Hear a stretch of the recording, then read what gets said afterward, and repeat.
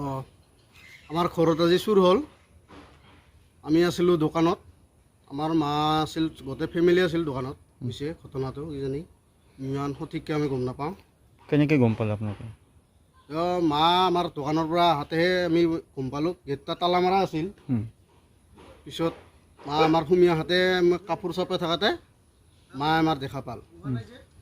পিছত মোক phone মাৰিল, phone মাৰোঁতে মই আহিলোঁ, আহি কিনে চোৱাৰ পিছত গডৰেজ চকে সেইবিলাক অলপ ভাঙা আছে। এই লোহা দি খুলিছে কিজানি, লোহা এডাল পাইছোঁ আৰু তলত পইচাৰ পেপাৰটো পৰি আছে টেবুলৰ তলত। মোটামুটি 50,000 আছিল আৰু সোণা একযোৰা আছিল আৰু হেৰি কি কয় সোণাৰ বাকচটো পৰি আছে টেবুলৰ তলত। মানে সোণা আৰু পইচা লৈ গৈছে? সোণা আৰু পইচা লৈ গৈছে। আৰক্ষীক খবৰ দিয়া হৈছে? আৰক্ষীক দিছিলোঁ, আহি কেনে তেখেতে তেওঁলোকক ক'লে। পিছত ওচৰে পাঁজৰে এনেকৈ আহি থকা মানুহ আছে নেকি এনেকুৱা অলপ ভাবিব দিছিল।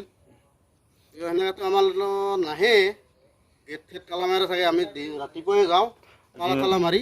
দিনৰ ভাগতে হ'ল? দিনৰ ভাগতে হৈছে। ঘৰৰে আমাৰ এই শালৰ লোহা আছিল, এইটো আমাৰ শালৰ লোহা।